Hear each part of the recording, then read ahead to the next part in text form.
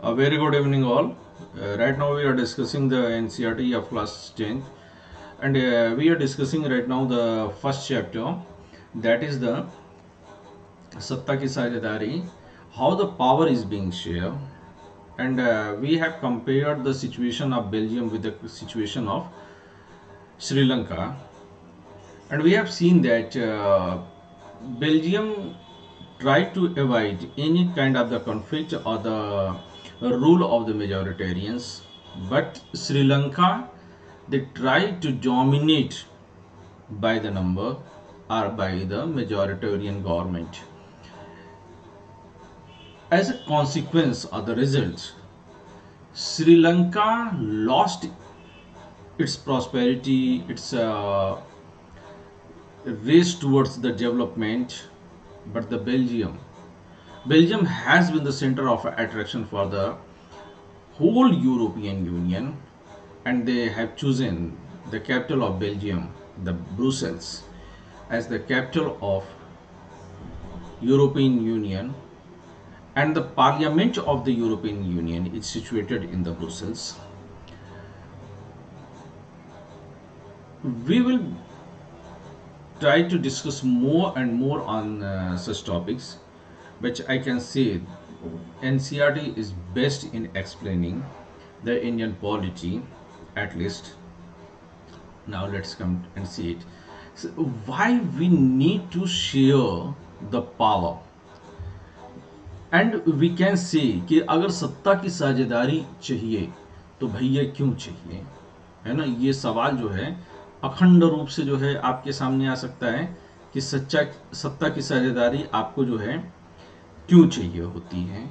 और इसको जो है अगर आप लोग उठा करके देखेंगे तो सत्ता की साझेदारी जो होती है, ये आप लोग को दिख रहा है ना, तो ये कहते हैं कि पहला कारण ये कि सत्ता का बंटवारा ठीक है। मुझे पेन भी लेना पड़ेगा इसके साथ अलग से।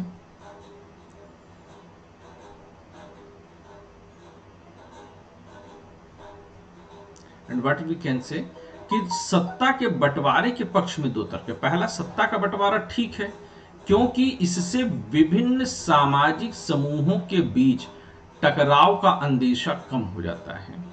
ये कहां के बारे में बात कर रहे हैं, आप लोगों में से बताते रहिएगा आप लोग।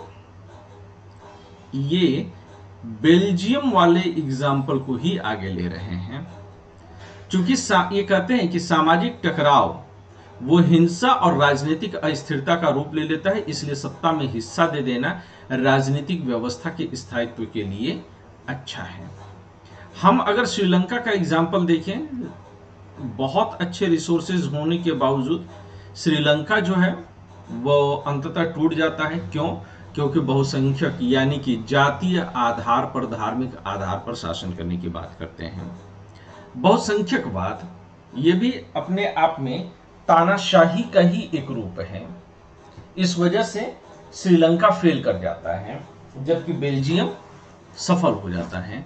बहुसंख्यक समुदाय की इच्छा को बाकी सभी पर थोपना तात्कालिक तौर पर लाभकारी लग सकता है, लेकिन आगे चलकर ये अगर आप 2024-25 के लिए तैयारी कर रहे हैं तो मैं अभी से कह सकता हूं कि उस समय देश में राजनीतिक माहौल क्या होगा, और कहीं ना कहीं 2024-25 में यह प्रश्न जो है मेंस के आंसर राइटिंग में आएगा जरूर। ये बिल्कुल ये लाइन एज इट इज आएगी,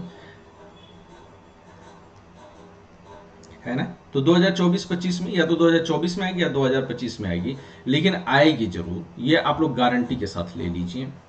तो ये कहते हैं कि क्या करें, कौन सा सवाल सर? ये इसको लेकर के कोई भी सवाल बनाया जा सकता है कि बहुसंख्यक समुदाय की या मेजॉरिटेरियन गवर्नमेंट किस तरह से जो है वह लोकतंत्र के लिए या किसी भी देश या समाज के लिए जो है नुकसानदेह हो सकता है। लैंग्वेज बदल जाएगी, लेकिन मूल में यह प्रश्न रहेगा 2024-25 में। इधर 2024 में ही आ जाए या फिर 2025 में आ जाए, लेकिन आएगा जरूर। ये आप गारंटी के साथ लिख करके लीजिए, है ना। तो ये कहते हैं कि लाभकारी तौर पर जो है ये लग सकता है कि चलो बहुसंख्यक को जो है पटा लिया, सत्ता पा ली, तो लेकिन ये देश की एकता और अखंडता के लिए अंततः बहुत घातक साबित होगा। बहुसंख्यकों का आतंक सिर्फ अल्पसंख्यकों के लिए ही परेशानी पैदा नहीं करता है, अक्सर यह बहुसंख्यकों के लिए भी बर्बादी का कारण बन जाता है। और अगर आज की तारीख में आप उठा करके देखिए तो भारत की स्थिति कहां पर पहुंच गई है। भारत में भी इस समय बहुसंख्यकवाद की राजनीति चल रही है। प्रधानमंत्री जो है सारा काम काज छोड़ करके केवल धार्मिक राजनीति पर जो है उतर आए हैं। तो क्या इससे सिर्फ अल्पसंख्यक को ही नुकसान हुआ है कि अर्शदीप सिंह एक ओवर बुरा फेंक देते हैं तो उनको खालिस्तानी बता दिया जाता है। इसी तरह से मोहम्मद सामी को भी टेररिस्ट डिक्लेयर कर दिया गया था एक खराब ओवर के कारण। तो ये दोनों ही अल्पसंख्यक हैं, तो दोनों के राष्ट्रीयता पर या राष्ट्र प्रेम पर तुरंत संदेह पैदा कर दिया गया। लेकिन सिर्फ वो वहीं पर नहीं है कि एक इखलाक को गौ मांस के चक्कर में मार दिया गया, बल्कि वहीं पर बहुसंख्यक सुबोध सिंह, उत्तर प्रदेश की ही घटना जहां पर इखलाक को मारा गया, वहीं पर सुबोध सिंह को भी मारा गया। और सुबोध सिंह को क्यों मार दिया गया? वही गौ तस्करी का केस। तो ये सिर्फ अल्पसंख्यक के लिए ही नुकसानदेह नहीं, बहुसंख्यक के लिए भी नुकसानदेह है। देश में आज अर्थव्यवस्था पर, शिक्षा पर, रोजगार पर, स्वास्थ्य पर कोई भी चर्चा नहीं बची रह गई है। चर्चा किस चीज पर बचती है कि मोरबी का पुल टूटता है और वहां पर हॉस्पिटल में पेंटिंग शुरू कर दी जाती है। यानी कि एक्सीडेंट्स को भी इवेंट के तौर पर प्रस्तुत किया जा रहा है। और जो राजनीतिक रंगारंग कार्यक्रम जो है गुजरात में चल रहे थे उनको रोका नहीं जाता है, जबकि 140 से ज्यादा लोगों की मौत होती है। आपको गुजरात में राजकीय शोक डिक्लेयर कर दिया जाना चाहिए था। अगर मैं गुजरात का चीफ मिनिस्टर होता या मैं देश में जो है किसी बड़े पद पर होता, प्रधानमंत्री होता, तो मैं इसे राजकीय शोक के तौर पर डिक्लेयर करता। 3 दिन 7 दिन पूरा देश जो है कार्यक्रम रोक दिया जाना चाहिए था। और जब तक हम ऐसा करेंगे नहीं तब तक जिम्मेदारी नहीं लेंगे। और जो मीडिया है वो क्या कर रही है, मरने वाले अल्पसंख्यक समुदाय के नहीं होंगे, बहुसंख्यक भी रहे होंगे। तो उनके लिए क्या है कि मीडिया तुरंत इसमें जो है लगातार दोष किसका देने लगी है, मीडिया दोष दे रही है कि लोग ही गलत थे, कि लोग इतने सारे लोग पहुंच करके उस पर कूद क्यों रहे थे। पुल लोगों के कूदने से टूटा, आपकी व्यवस्था क्या थी? आपने पुल को नए सिरे से जो है सजाया संवारा, तो क्या आपने इसका कोई जो है व्यवस्था की? क्या आपको नहीं पता था कि छुट्टियों के बाद अचानक से लोग आएंगे? तो इसका मतलब कि गवर्नेंस एब्सेंस था। लेकिन मीडिया ने जो है लोगों को दोष दिया। और लोग कौन है? गुजरात के लोग। तो कहने का मतलब क्या हुआ कि यहां पर फिर से एक बार बहुसंख्यक को ही दोष दिया जा रहा है। कोविड में जब बेहताशा मौतें हुई, मेरी आंख के सामने कानपुर के जो है घाट से मैं गुजर रहा था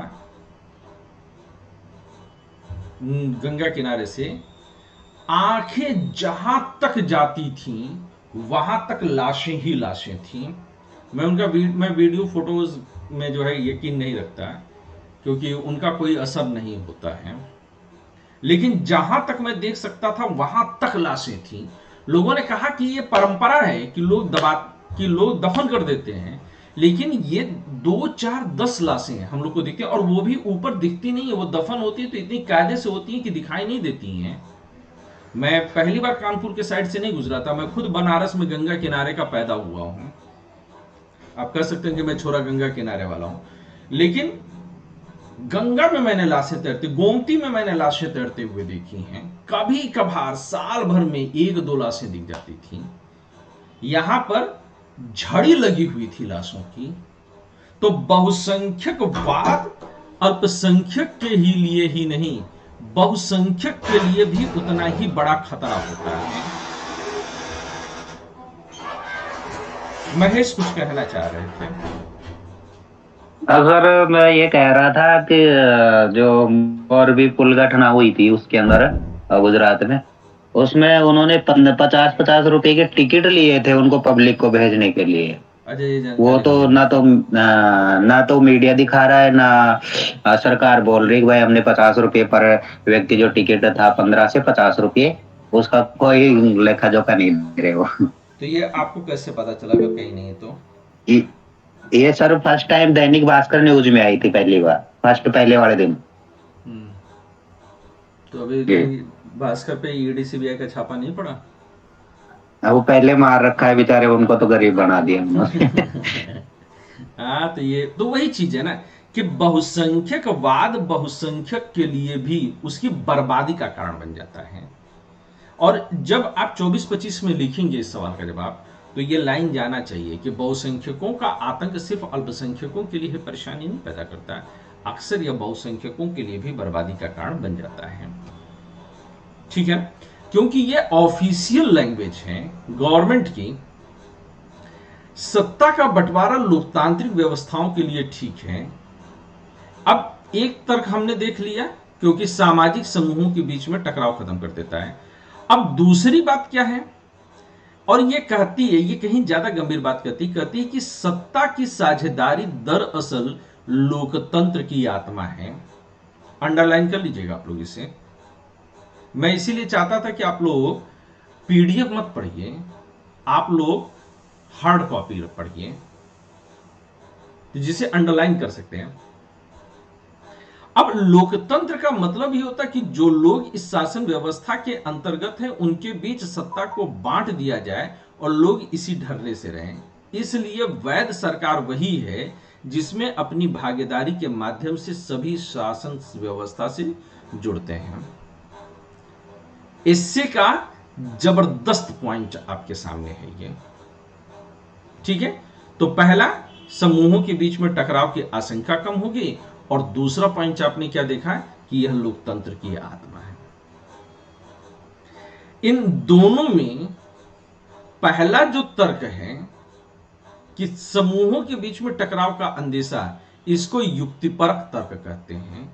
और दूसरा तर्क, यह हम सबकी नैतिक जिम्मेदारी है कि जो शासन है वो सबके बीच में बटे, सिर्फ बहुसंख्यक ही शासन का मजा ना ले, अल्पसंख्यक को भी दीजिए। इसीलिए जब लोकतंत्र की परिभाषा मैंने आप लोग को पढ़ाई है, तो मैंने हमेशा, और मुझे उम्मीद है कि मेरे नोट्स के अलावा आपने शायद ही कभी यह कहीं पढ़ा होगा कि लोकतंत्र का मतलब यह है कि बहुसंख्यकों का ऐसा शासन जिसमें अल्पसंख्यकों के हितों और भावनाओं का भी ध्यान रखा जाए। तो जो लोकतंत्र की वह परिभाषा मैं दे रहा हूं, वह परिभाषा किस कैटेगरी में फॉलो आउट करेगा? That is moral logic for the democracy. समझ में आ रही है मेरी बात?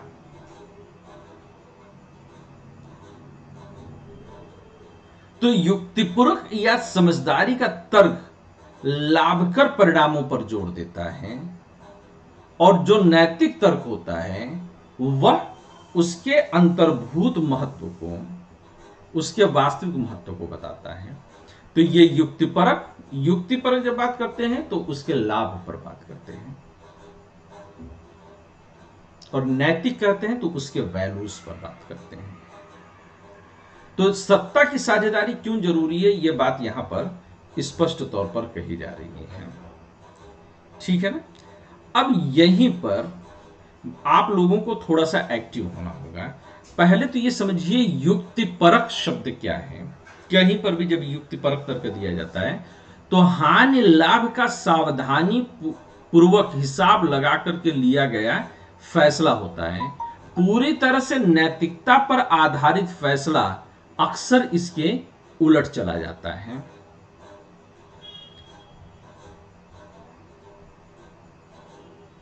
नैतिकता अपना नुकसान करा सकती है, लेकिन युक्त परक वह लाभ हानि को कैलकुलेट करता है। नैतिकता में लाभ हानि नहीं देखा जाता है।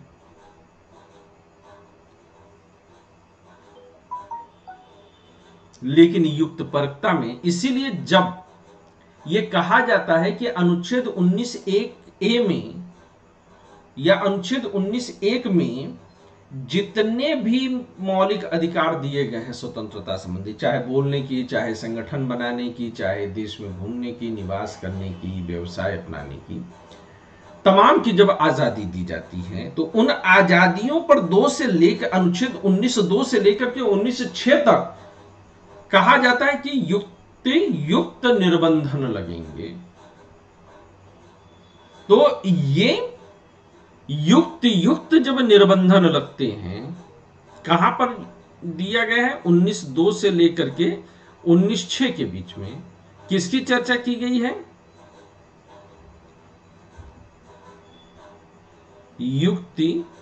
युक्त निर्बंधन की चर्चा की गई है। लॉजिकल रेस्ट्रिक्शंस के बारे में बात की गई है। तो ये युक्तता का मतलब क्या है कि आने वाले समय में अगर सरकार किसी भी प्रतिबंध को लगाती है तो यह देखा जाना चाहिए कि समाज के व्यापक हित में वह प्रतिबंध है कि नहीं है। तो इसलिए युक्तिपरक शब्द आप लोगों को यहां पर सीखना होगा। अब यहां पर एनिते बेल्जियम, एनिते की कहानी दी गई है और यह कहते हैं कि यह डच माध्यम के स्कूल में पढ़ती है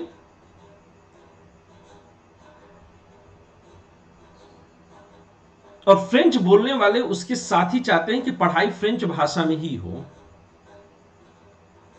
और सेल्वी श्रीलंका की राजधानी कोलंबो में पढ़ती है। वह और उसके स्कूल के दोस्त तमिल भाषी हैं और ये तमिल में पढ़ना चाहते हैं।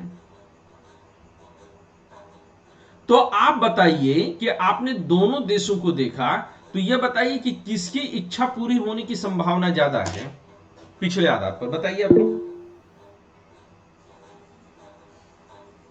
प्रीति बताएं।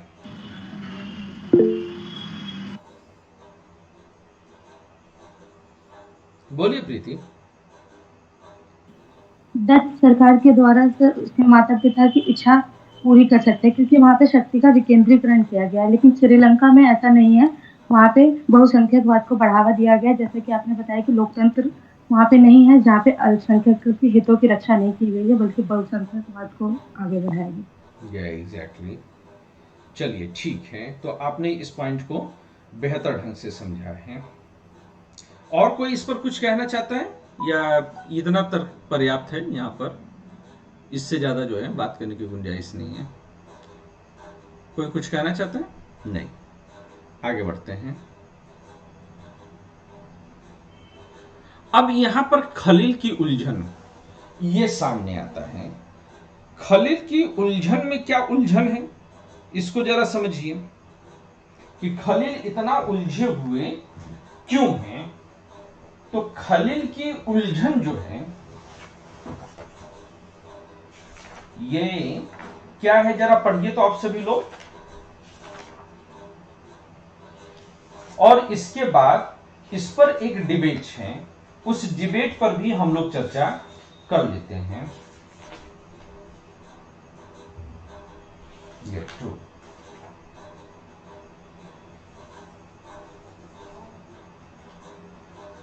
अब ये कहते हैं कि बेरूत शहर में, इस पूरी कहानी का जो है लबोलुआब, ये विक्रम बेताल की कहानी के आधार पर इसका बैकग्राउंड लेते हैं और कहते हैं कि बेरूत शहर में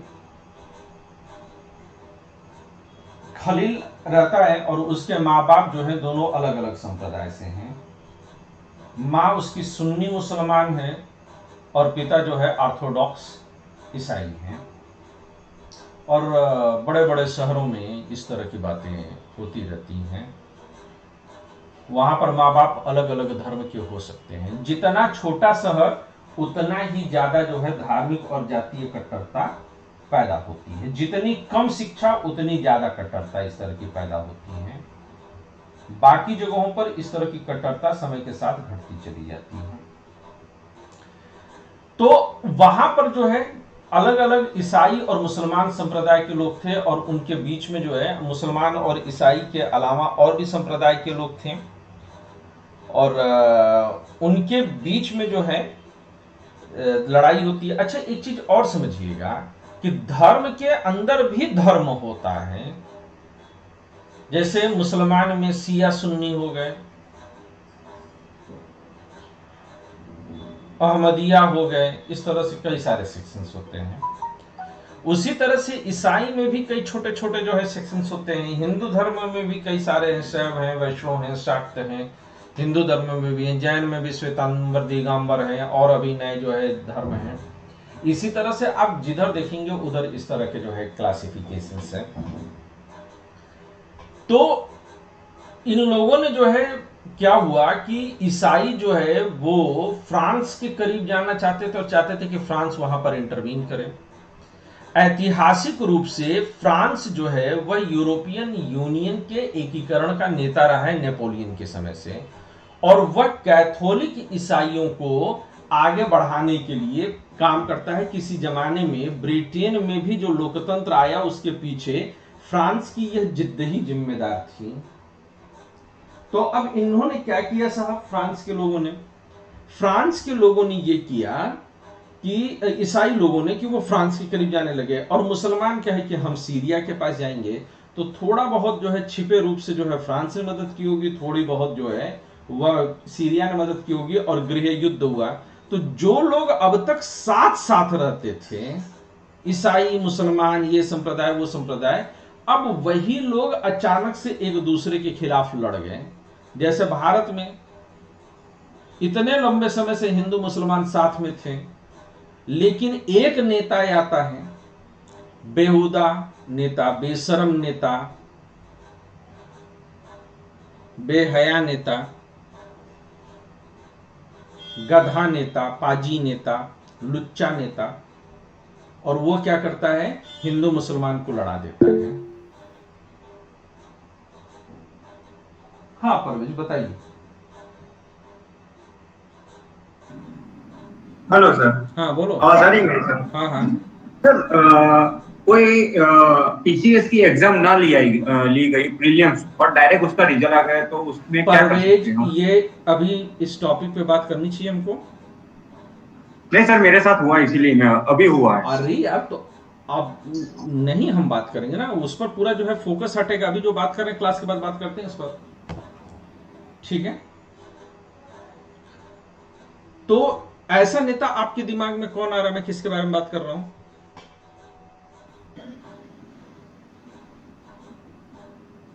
नरेंद्र मोदी।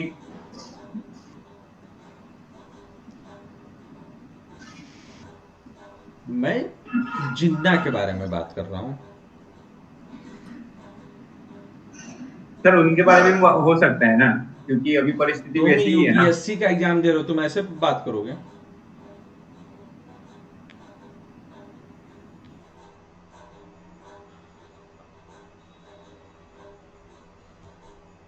इसी को समझना कि तुम्हारा दिमाग कैसे पढ़ा जाएगा,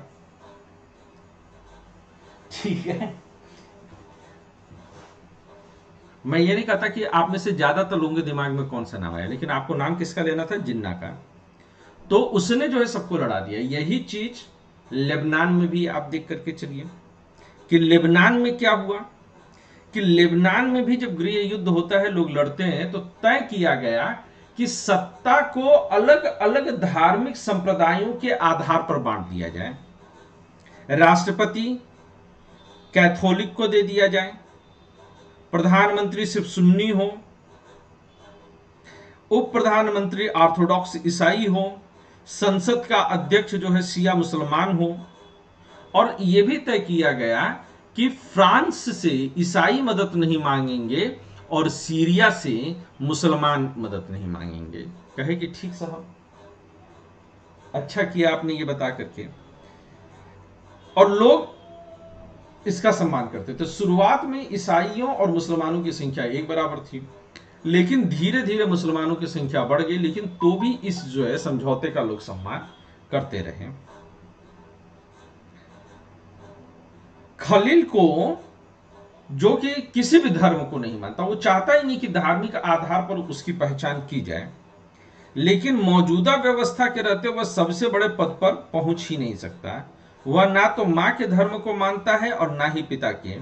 असल में वह चाहता ही नहीं कि उसे किसी भी धर्म से जोड़ करके पहचाना जाए।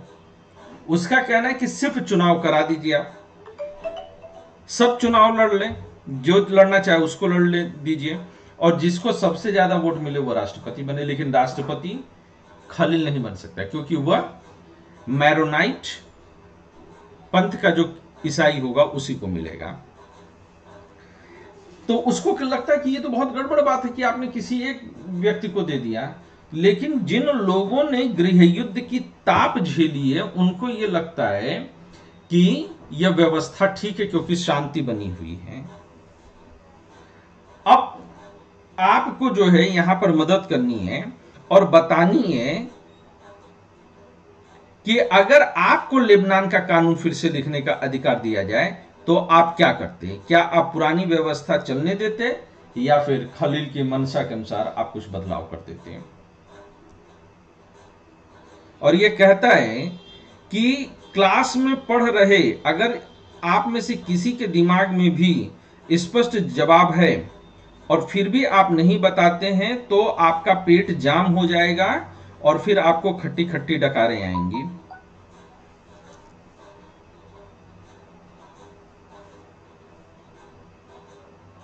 इसमें लिखा है कि जो भी इस पार्टिसिपेशन से भागेगा उसको खट्टी खट्टी रात भर डकारें आएंगी।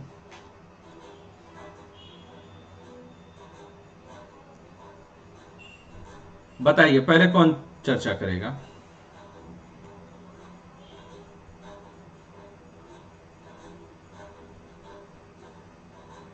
अनुज?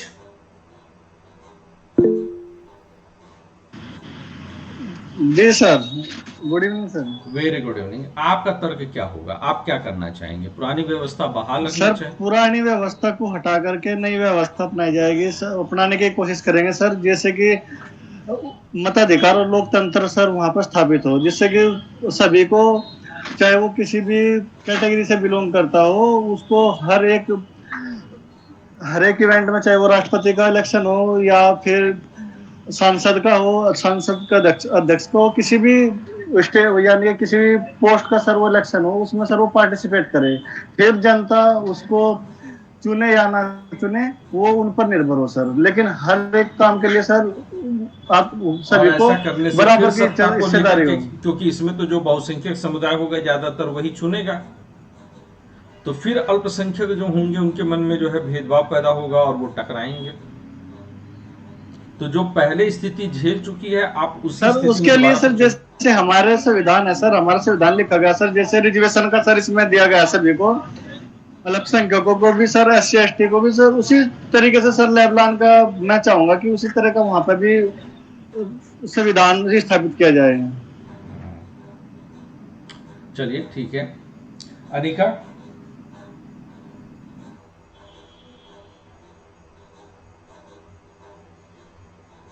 बताइए अनिका।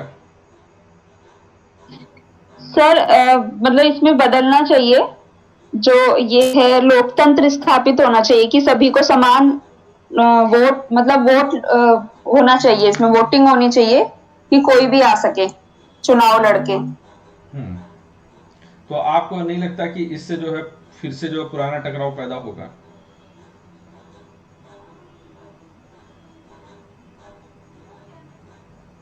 सर टकराव तो पैदा होगा, लेकिन मतलब अगर उनका कोई संविधान बना दिया जाए कि उसमें नियम और कानून बना दिया जाए तो शायद। नियम क्या बनाएंगी आप कौन से नियम बनाना चाहती हैं? सर ये मौलिक अधिकार जो होते, समानता का अधिकार मिले सबको, अभिव्यक्ति की स्वतंत्रता हो। तो उससे टकराव कैसे रुकेगा? ये व्यवस्था तो उनके पहले भी थी।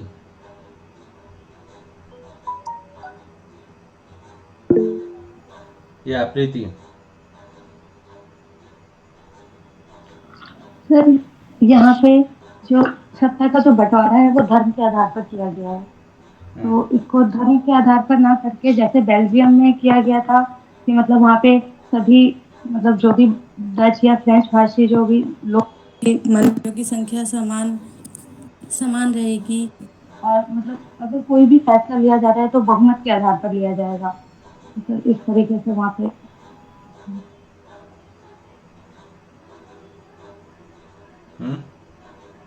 परवेश, यही। तुम्हारा दिमाग अगर ठीक हो तो बात करना, अगर झटका ज्यादा लगा तो छोड़ देंगे।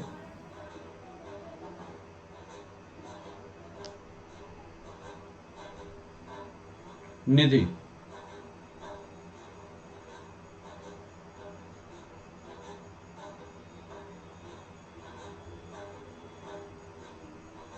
महेश। हेलो हम्म।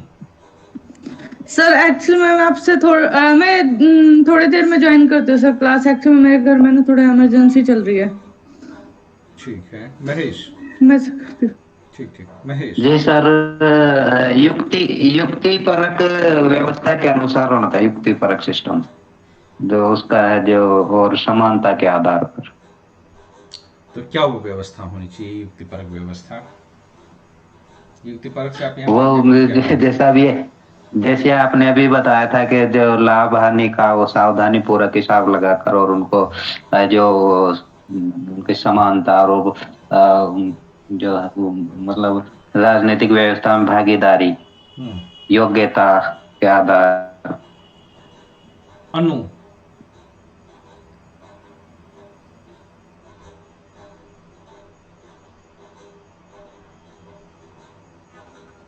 ठीक है, मुझे भी ये लगता है कि सबसे पहले वहां पर ये देखा जाना चाहिए कि विश्वास बहाली का स्तर क्या है। हमें सडन जो है चीजें नहीं चेंज कर देनी चाहिए। हालांकि नैतिक तर्क वही कहता है जो कि आप सभी लोग करें। अब इसमें दोनों प्रश्न वही हैं। पहला प्रश्न जो है कि ये जब प्रश्न आपसे कर रहे हैं तो ये पहला प्रश्न जब करते हैं तो कहते हैं कि अगर आपको लेबनान का कानून फिर से लिखने का अधिकार दिया जाए तो आप क्या करते? क्या आप पुरानी व्यवस्था ही चलने देते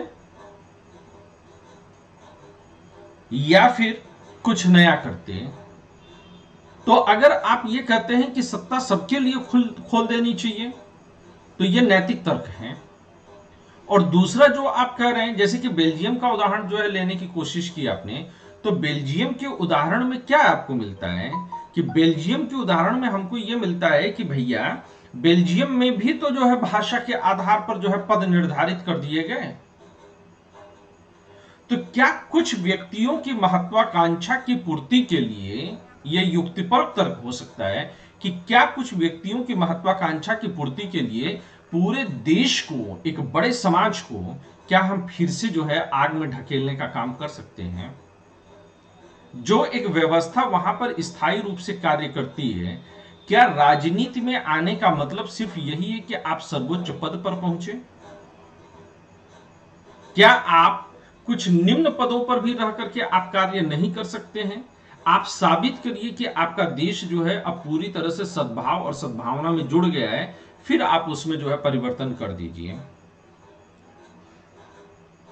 तो मुझे यह लगता है कि जो महेश का तर्क है वह ज्यादा तार्किक आधार लिए हुए हैं कि हमें यह देखा जाना चाहिए कि विश्वास बहाली का स्तर क्या है और उसके आधार पर हमें परिस्थितियों को कैलकुलेट करते हुए तभी कोई परिवर्तन करना चाहिए।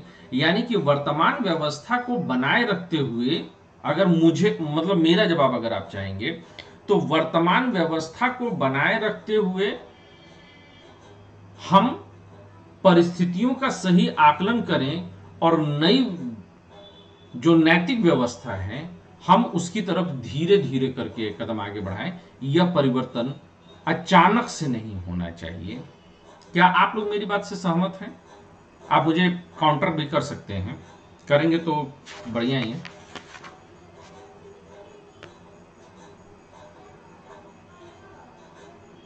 सहमत असहमत कुछ भी हो आप लोग?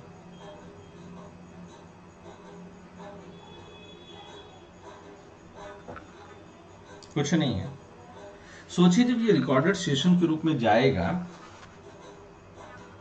और लोगों के पास जब लोग देखेंगे, क्योंकि बाद में भी जो लोग एडमिशन लेंगे हमको रिकॉर्डिंग सेशन तो उनको जो है अवेलेबल कराना होगा, तो लोग क्या सोचेंगे कि कैसे बच्चे हैं, कि मतलब ये भी नहीं बोल रहे हैं कि हाँ कि ना।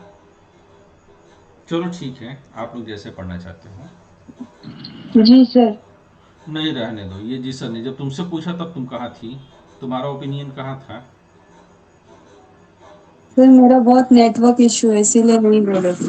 सत्ता की साझेदारी के रूप, तो सत्ता कैसे कैसे साझा किया जा सकता है?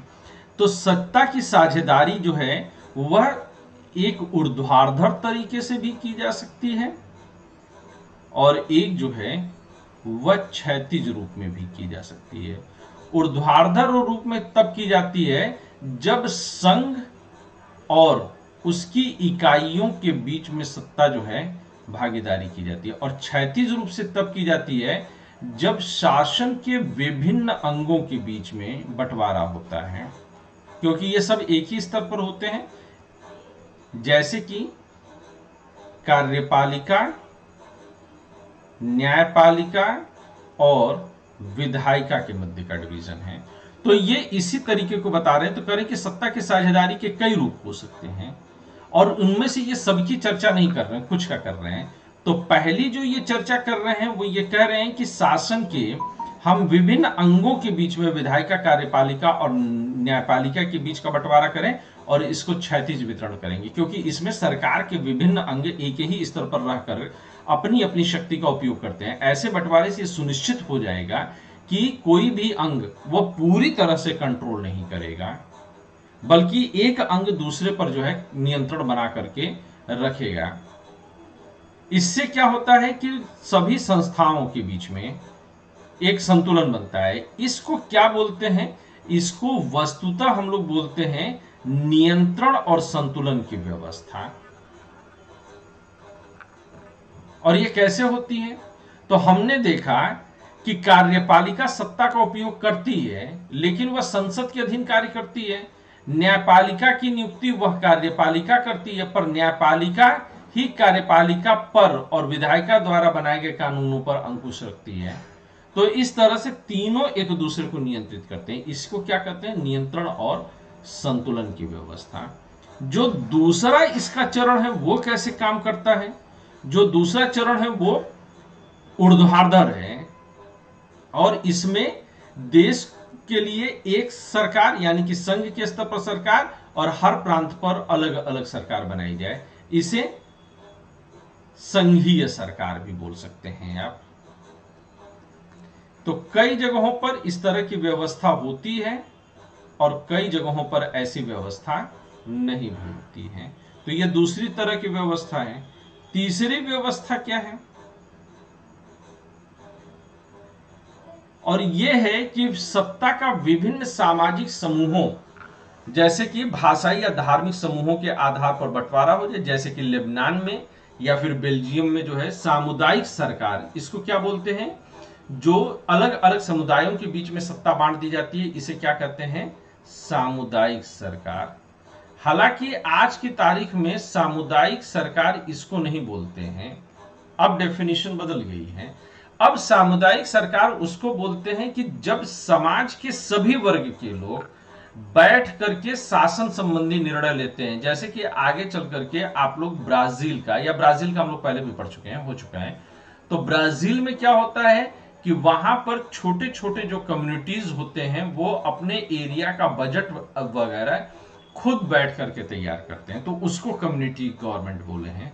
लेकिन कम्युनिटी गवर्नमेंट एक प्रकार ये भी है कि जब समाज के विभिन्न समुदाय को सत्ता का बंटवारा कर दिया जाए तो इससे फायदा क्या होता है कि सामाजिक रूप से कमजोर समुदाय और महिलाओं को विधायिका और प्रशासन में हिस्सेदारी मिल जाती है। तो यह सत्ता में सभी समुदायों की भागीदारी सुनिश्चित करने का काम करती है। और चौथा किस तरह से होता है, ये भी बड़ा इंपॉर्टेंट है। तीन तो आप लोगों ने देख लिया।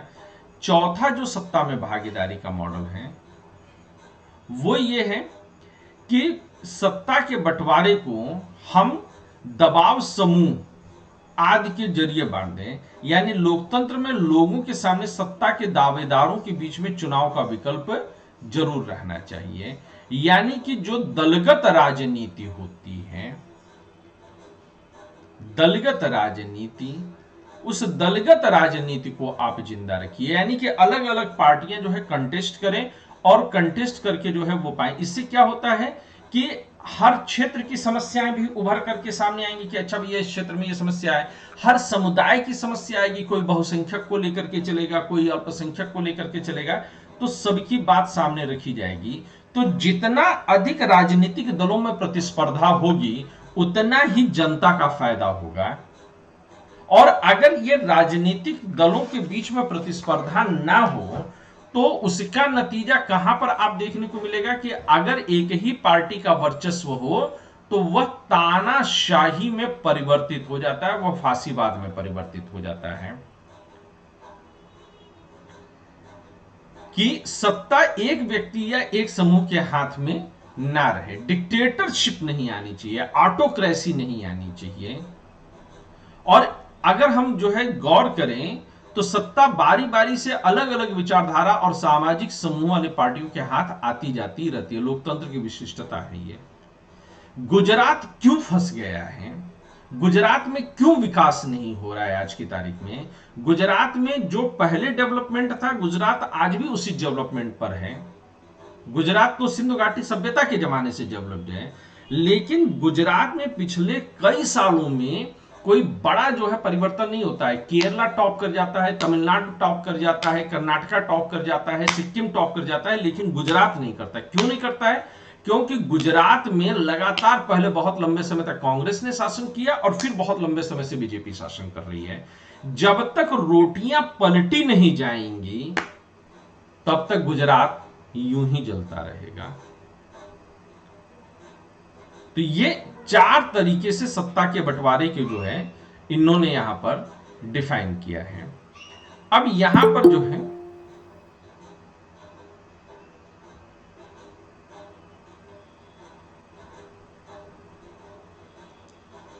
अब इस पॉइंट को जो है आप यहां पर समझिए कि सत्ता की भागीदारी के 3 रूप हमने यहां पर समझे। सत्ता की पहली भागीदारी क्षैतिज भागीदारी हमने पढ़ी, जहां पर कार्यपालिका, विधायिका और न्यायपालिका के बीच में नियंत्रण और संतुलन के आधार पर बंटवारा किया गया। नंबर 2 हमने ऊर्ध्वाधर विभाजन पढ़ा। ऊर्ध्वाधर विभाजन से क्या हमारा मतलब है? ऊर्ध्वाधर विभाजन से कहे जाने का मतलब यह है कि सत्ता किस तरह से संघ और उसकी इकाइयों के बीच में बटे। नंबर 3 हमने सामुदायिक सरकार के बारे में बात की कि जब आपस में संघर्ष करने वाले विभिन्न वर्गों के बीच में सत्ता को बांट दिया जाता है। और नंबर 4 हमने विभिन्न विचारधाराओं और राजनीतिक दलों के मध्य संघर्ष को पढ़ा। तो ये क्या हुआ? ये 4 प्रकार जो है 4 तरीके हो गए जिसके आधार पर सत्ता को बांटा जाता है। अब यहां पर कुछ प्रैक्टिस है, पर मुझे नहीं लग रहा है कि आप लोग इस प्रैक्टिस के लिए मन से तैयार होंगे या करना चाहते हैं आप लोग, पर आप लोग नहीं करना चाहते। बताइए सर। हैं? करना चाहते हैं। क्योंकि आप लोग तो चलिए बताइए कि यहां पर सत्ता का साझीकरण कैसे हो रहा है। चारों में बताइए, एक एक करके बताइएगा। जिसका नाम लूं वो बताएगा कि अपने से बताएंगे आप लोग? जो पार्टिसिपेट नहीं करना चाहता वो छोड़ के जा भी सकता है।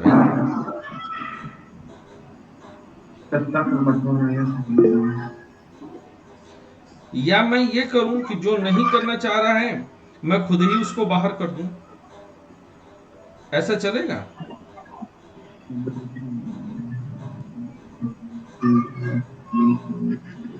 चलिए, तो सबसे पहले प्रीति बताइए कि जो पहला पॉइंट दिया हुआ है वह किस तरह का वर्गीकरण है? सर मुझे कुछ पूछना था आपसे। पूछिए। सर एक टर्म है, मतलब इंग्लिश में आपकी मतलब कोई वीडियो देखी थी, उसमें था डिस्ट्रीब्यूशन ऑफ पावर और सेपरेशन ऑफ पावर। फिर से बोलना। डिस्ट्रीब्यूशन ऑफ पावर और सेपरेशन ऑफ पावर। हाँ, तो सर इसका मतलब जैसे इसमें क्षैतिज वाला मतलब किसमें आएगा, मतलब जैसे न्यायपालिका, कार्यपालिका, विधायिका और केंद्र और राज्य के बीच जो सेक्टर का बंटवारा है वो किसमें होगा? ये किसका प्रश्न है? मेरा सर, जैसे डिस्ट्रीब्यूशन ऑफ पावर में मतलब इसमें किसके सेक्टर को बंटवारा हो रहा है? डिस्ट्रीब्यूशन ऑफ पावर जो है वो बेटा अभी बिल्कुल स्पष्ट शब्दों में मैंने बताया था। अच्छा है, सवाल पूछना बुरा नहीं है। तो जो डिस्ट्रीब्यूशन ऑफ पावर है वो अगर आप देखेंगी तो ये जो पहला अंश है ये उसमें ही आता है। विगो ये कहाँ है? तो ये नियंत्रण और संतुलन किसके बीच में है? न्यायपालिका, कार्यपालिका और विधायिका के बीच में है ना? जी सर। क्लियर है? और क्या प्रश्न था तुम्हारा? सर हो गया, मतलब फिर सेपरेशन में वो आ जाएगा केंद्र और राज्य के मध्य। सेपरेशन ऑफ पावर्स नहीं, ऐसा भी नहीं कि सेपरेशन ऑफ पावर्स उसी के बीच में आ जाएगा। जो सेपरेशन ऑफ पावर्स बोला जाता है वह भी इन्हीं तीनों अंगों के बीच के बारे में बात है। भारत जैसे देशों में यह तीनों एक दूसरे पर नियंत्रण स्थापित करते हैं, लेकिन अमेरिका जैसे देशों में इनका काम बिल्कुल अलग अलग होता है। तो वहां पर कंप्लीट सेपरेशन ऑफ पावर्स पाई जाती है। जो संसदीय प्रकार की सरकार होती है, parliamentarian form of the government है, उनके बीच में नियंत्रण और संतुलन होता है, कंट्रोल एंड बैलेंस। और जो presidential form of the government है उनमें कार्यपालिका और विधायिका एक दूसरे से बिल्कुल अलग रहती हैं और एक दूसरे के काम में हस्तक्षेप नहीं करती हैं। तो उसे कहते हैं सेपरेशन ऑफ पावर्स। और इसलिए वहां पर इस तरह से अलग है कि वहां पर कई बार बिल्कुल अलग अलग धारा पकड़ लेते हैं और वहां पर एक दूसरे को डेड एंड पे ले जाकर के छोड़ते हैं। तो separation of powers parliament, presidential form of the government या अध्यक्षीय शासन प्रणाली की विशिष्टता है, जबकि नियंत्रण और संतुलन, कंट्रोल एंड बैलेंस, यह किसकी विशिष्टता है? यह parliamentarian form of the government या फिर संसदीय शासन प्रणाली की विशिष्टता है। अभी क्लियर हुआ प्रीति? हाँ सूरज। सर मैं वो क्वेश्चन पे था जो क्वेश्चन आप रख रहे थे सर। तुम्हारी आवाज नहीं आ रही है सूरज। सर मैं वो क्वेश्चन जो सूरज आवाज नहीं आ रही है। सर बिना म्यूट अनम्यूट किए बोले जा रहा था सर। बोलिए ना। तो जो है सर बम्बई उच्च न्यायालय वाला तो वो हो गया विधायिका। तुम बहुत दूर चले जा रहे हो माइक से, तुम्हारी आवाज कम हो जा रही है। अब आवाज सही आ रही है सर? हाँ अब सही है, बोलो। तो सर पहला जो है वो है विधायिका, कार्यपालिका और न्यायपालिका के बीच सत्ता का बंटवारा है। कैसे? ये बम्बई हाईकोर्ट महाराष्ट्र सरकार को आदेश देती है सर। यहाँ पर हाईकोर्ट सरकार को आदेश दे रही है कुछ काम करने के लिए, मतलब उसको मतलब ये पार्टिसिपेट कर रही है गवर्नेंस में, ताकि जो सरकार है महाराष्ट्र संतुलन वाली धारणा हो गई है ना? ये कौन सी धारणा? जी सर, नियंत्रण और संतुलन। नियंत्रण और संतुलन। तुम्हारे पीछे बहुत आवाज है भाई। दूसरा परवेज के पीछे सर। परवेज बंद करो अनावश्यक रूप से। हाँ दूसरा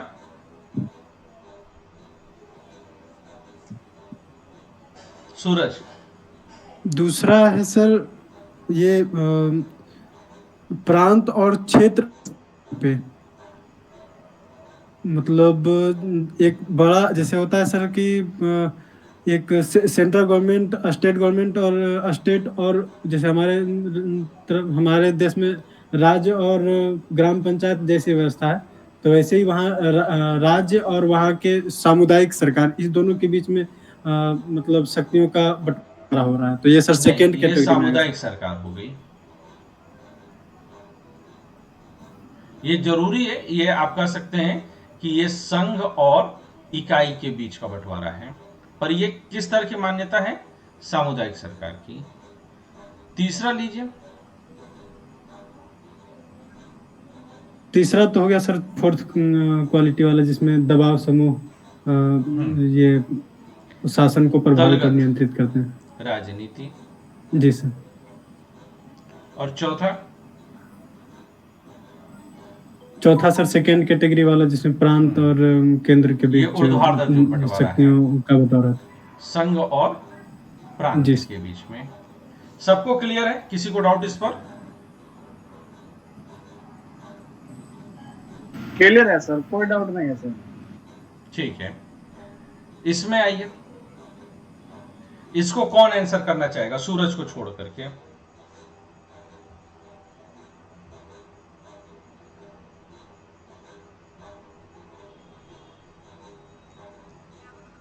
बोलो भाई, कोई नहीं करना चाहेगा। चलो तो मैं इस क्लास क्वेश्चन को छोड़ देता हूं। 6th कोई करना चाहेगा?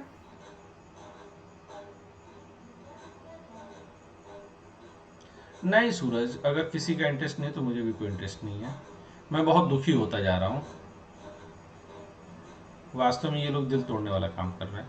या छोड़ देते हैं, आप लोग सीधे सीधे चैप्टर कंप्लीट करिए, है ना? तो चैप्टर पर आ जाते हैं, एक्सरसाइज छोड़ देते हैं।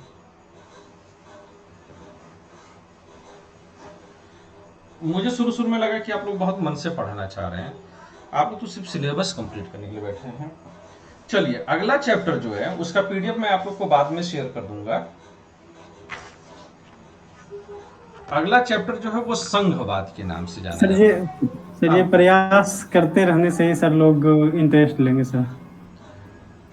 नहीं तो उसके चक्कर में बिना मतलब में टाइम वेस्ट होता है ना, और फिर एक तरह से मुझे भी बुरा लगता है कि एक टीचर होकर के मैं बार बार पूछता रहता हूँ कि कोई करना चाह रहा है, कोई करना चाह रहा है, और सब नॉन रिस्पॉन्सिव बैठे रहते हैं।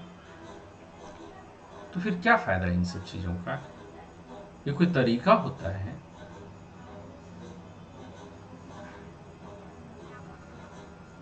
ऐसे सिलेक्शन होगा? नहीं होगा। चलो आगे।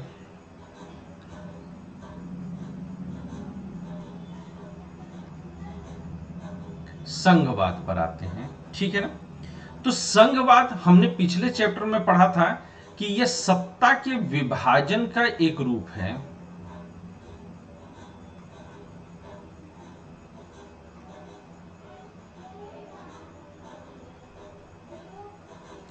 यह कैसा रूप है? यह ऊर्ध्वाधर है, ठीक है ना? अब मैं कभी कोई एक्सरसाइज नहीं कराऊंगा, मैं सीधे सीधे जल्दी में पढ़ा करके खत्म कर दूंगा, ठीक है? तो ये ऊर्ध्वाधर रूप है। इसमें क्या होता है कि पूरे देश को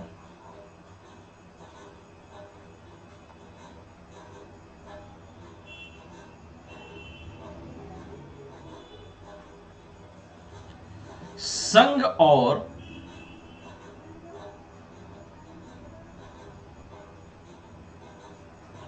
उसकी इकाइयों के रूप में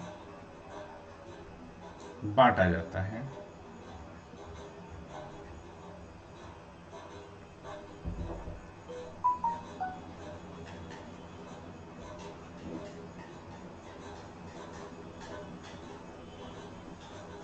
अब जो ये इकाइयां हैं उनको कहीं कहीं पर प्रांत कहा गया है, तो इनको कहीं कहीं पर राज्य शब्द कहा गया है। कुछ जगहों पर इनको जो है काउंटी शब्द का भी प्रयोग मिलेंगे। तो यानी कि अलग अलग जगहों पर अलग अलग शब्द प्रयोग किया जाता है, पर ज्यादा प्रसिद्ध जो वर्ड हुआ है वह राज्य हुआ है। हालांकि राज्य शब्द को विशुद्ध राजनीति विज्ञान के संदर्भ में बात करें तो हमें उसे कभी भी इस तरह से इकाई के रूप में प्रयोग नहीं करना चाहिए, क्योंकि राज्य शब्द का मतलब क्या है? हाँ परवेश बोलो। सर काउंट्री का मतलब छोटे छोटे स्टेट नहीं होते, उसका मतलब ये होता है छोटे छोटे स्टेट। काउंट्री का मतलब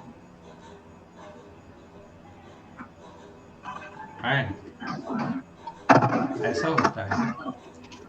स्विट्जरलैंड में उसके जितने भी राज्य हैं वो सब काउंटी कहे जाते हैं। ब्रिटेन में जितने भी राज्य हैं सब काउंटी कहे जाते हैं, और ब्रिटेन और स्विट्जरलैंड में जो काउंटियों की स्थिति है वह बिल्कुल उलट है। ठीक है ना? तो ऐसा कहीं कुछ नहीं है। अब स्टेट शब्द जो है यह लैटिन भाषा के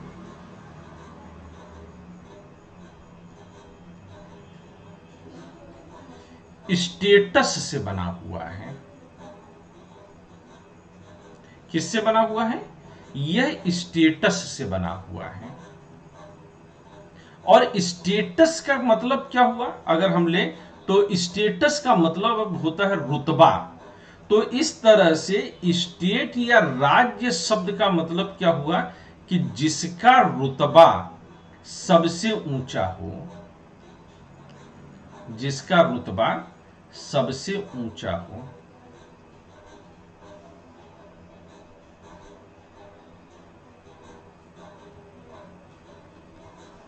उसे क्या कहेंगे हम? स्टेटस शब्द बोलते हैं कि जिसका रुतबा सबसे ऊंचा हो। इसलिए स्लाइड शो नहीं हो रही सर। शो नहीं हो रहा है जो आप लिख रहे हो।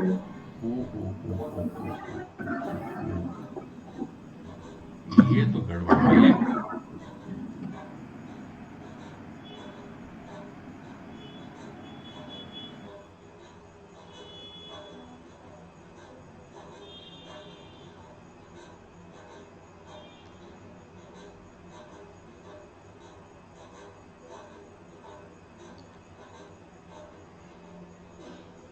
ठीक है,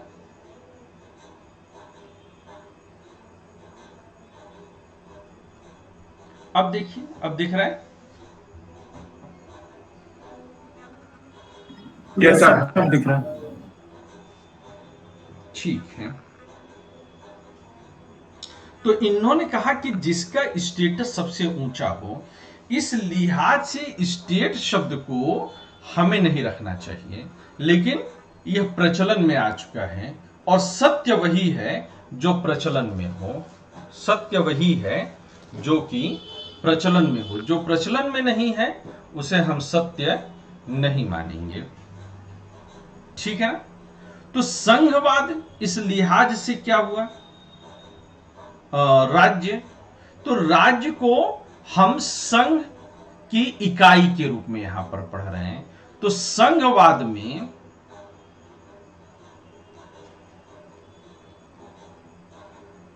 यहां पर संघवाद की इंग्लिश फेडरलिज्म लेना चाहिए, यानी कि संघ को हमें इंग्लिश में क्या लिखना चाहिए? फेडरेशन लिखना चाहिए। अब यहां पर एक बात और बहुत सावधानी पूर्वक समझिएगा कि अलग अलग जगहों पर संघ को कहीं पर यूनियन लिखा गया है और कहीं पर फेडरेशन लिखा गया है। तो दोनों जगहों पर दो अलग अलग अवधारणाओं के रूप में लिखा गया है। तो हम इसको किस अवधारणा के रूप में लेंगे? हम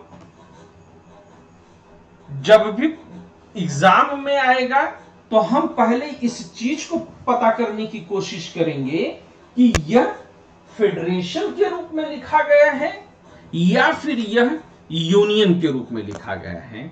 यह फेडरेशन के रूप में लिखा गया है या यूनियन, यह हर बार जो है पन्ना पलट करके देखना आपकी व्यवस्था है, यह आपकी मजबूरी है, आपको ऐसा करना ही होगा। ठीक है ना?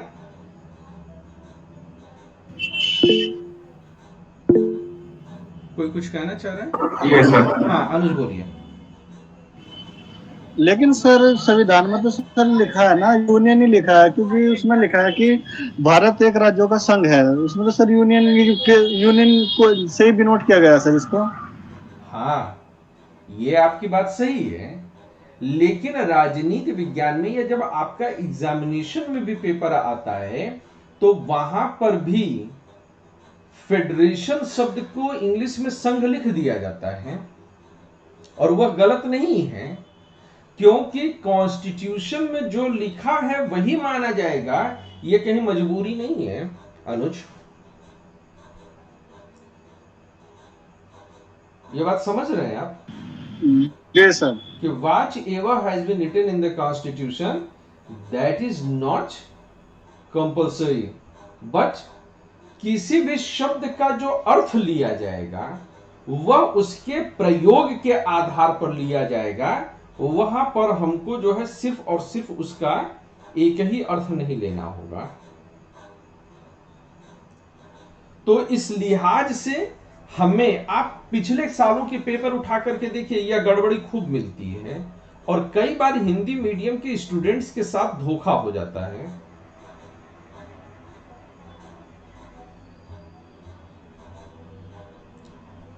कि वो लोग जो है ये समझते हैं कि पेपर में पूछा गया है फेडरेशन, जबकि इंग्लिश में उसका जो है लिखा गया था यूनियन। तो हमें उस जो है चीज से अपने आप को बचा करके रखना होगा। तो संघवाद यहां पर जो है, इसीलिए मैंने पर्टिकुलर जो है मीनिंग जो है मेंशन की है कि आप लोग इसको जरूर देख लीजिएगा। अब जरा आइए, संघवाद क्या है? संघवाद में एक सरकार होती है संघ की, और उसके पैरेलल ही राज्यों में सरकार होती है।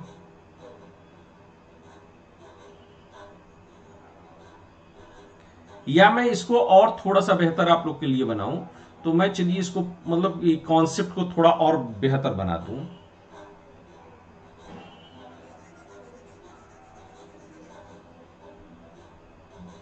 तो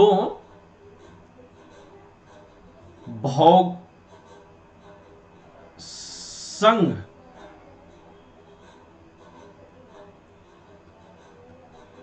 और उसकी इकाइयों के मध्य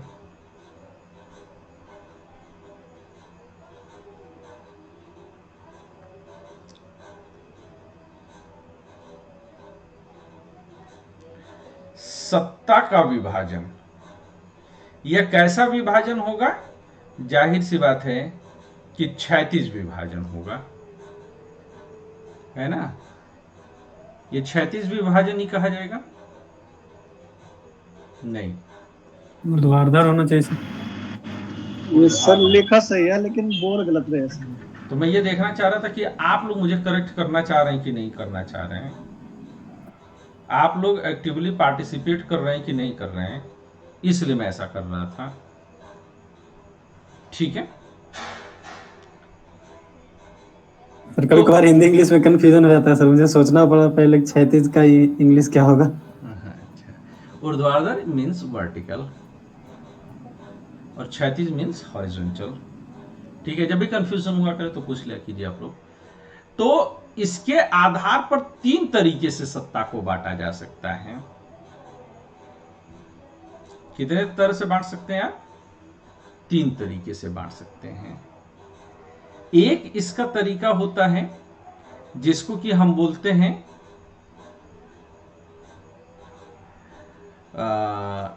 एकात्मक शासन।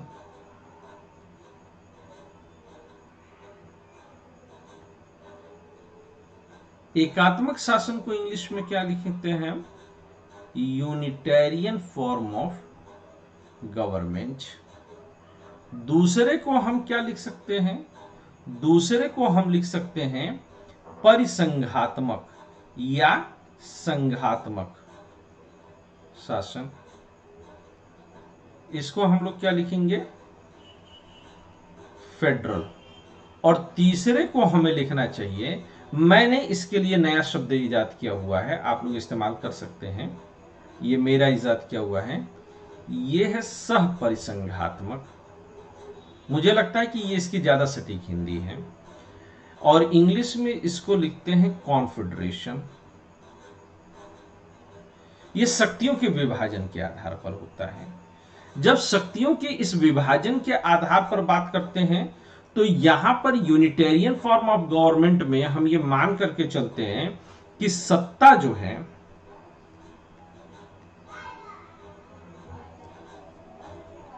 ये कैसे चलती है या शक्ति का विभाजन कैसे होता है।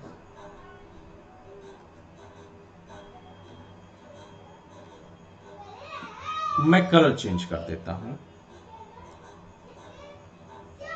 तो शक्ति एक संघ से निकल करके एक केंद्रीय शासन से के पास सारी शक्तियां होती हैं और यह अपनी मर्जी से कुछ शक्तियां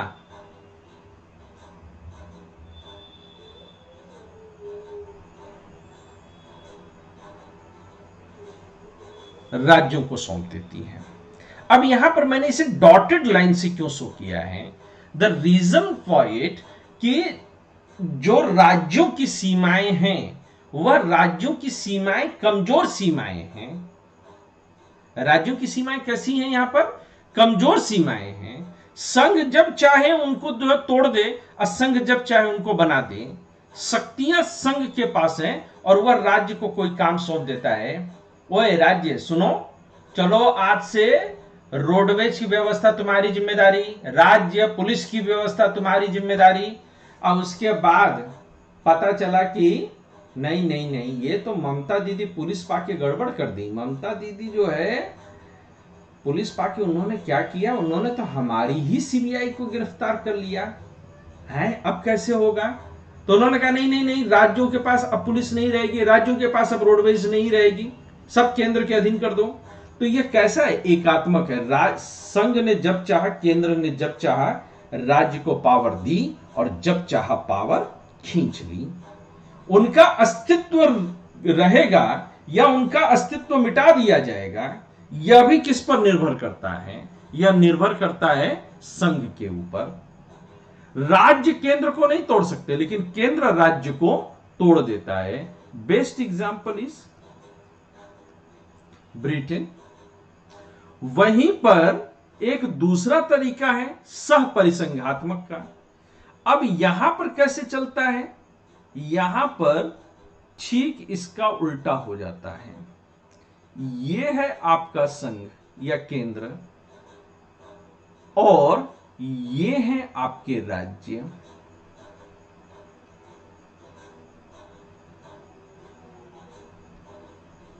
और राज्यों ने आपसी समझौता करके केंद्र को कुछ शक्तियां सौंपी हैं।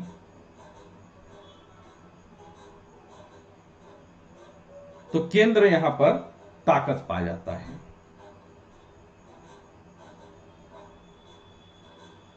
और राज्य जब चाहें तब केंद्र को तोड़ दें। केंद्र राज्य को नहीं तोड़ सकता है। तो इसका एग्जाम्पल कौन हो सकता है? भूतपूर्व सोवियत संघ रूस। आज की तारीख में दुनिया का कोई भी देश कॉन्फेडरेशन नहीं बचा हुआ है। और तीसरा कौन सा है? तीसरा है फेडरल। फेडरल कहे जाने का मतलब क्या है? फेडरल कहे जाने का मतलब यह है कि अब यहां पर स्थिति भैया एकदम से उलट गई और यहां पर क्या हो गया? यह है आपका संघ और ये हैं आपके राज्य।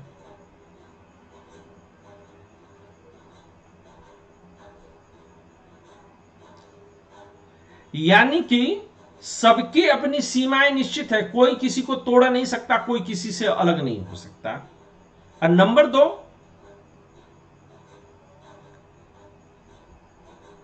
कि सबकी शक्तियां भी निर्धारित हैं, कोई एक दूसरे की शक्ति को छीन नहीं सकता है।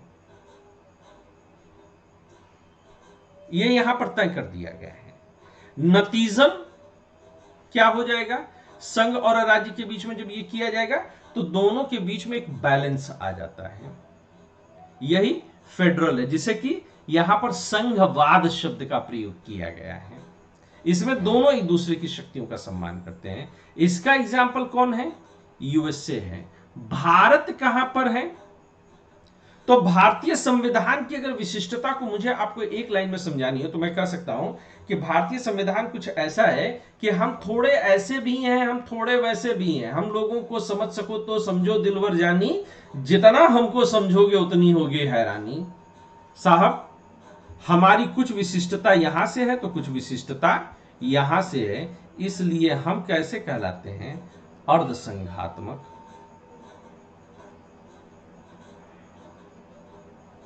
क्वाजी फेडरल हम कहलाते हैं।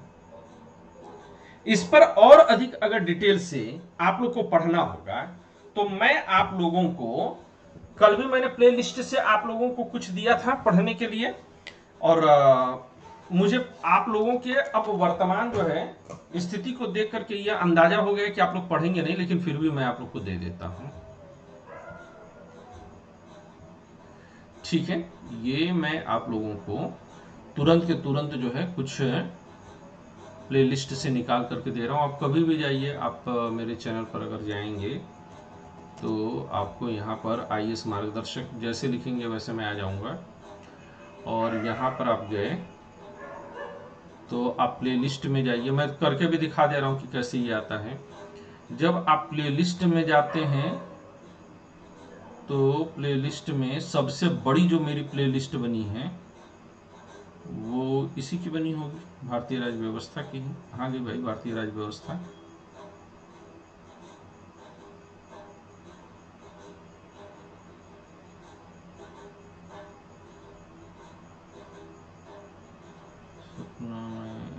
भारतीय दर्शन सुदीप सर, यस, ये भारतीय राज्य व्यवस्था है। भारतीय राज्य व्यवस्था में अगर आप जाएंगे तो ये जो संविधान और शासन के विभिन्न रूप हैं, इनमें से किसी एक को आप उठा लीजिए। हालांकि ये सब के सब आप लोगों को देखना बहुत जरूरी था, मैंने पहले भी कहा था, पर एक बार जो है मैं ये शासन के जो है विभिन्न रूप हैं मैं इसको दे रहा हूं। इसमें कई जगह वीडियो अटकी होगी, तब शुरुआती दौर में टेक्नोलॉजी इतनी अच्छी नहीं थी। तो आप लोग जहां पर आपको लगे कि चीजें, या मैं किसी स्टूडेंट से बातचीत में फंसा हुआ, वहां पर आप उसको जो है कैरी फॉरवर्ड कर जाइए और थोड़ा बढ़ा करके तब देख लीजिए। और मैं इसको एक बार फिर से कैसे कर दूं, आप लोगों के साथ शेयर कर दूं, है ना।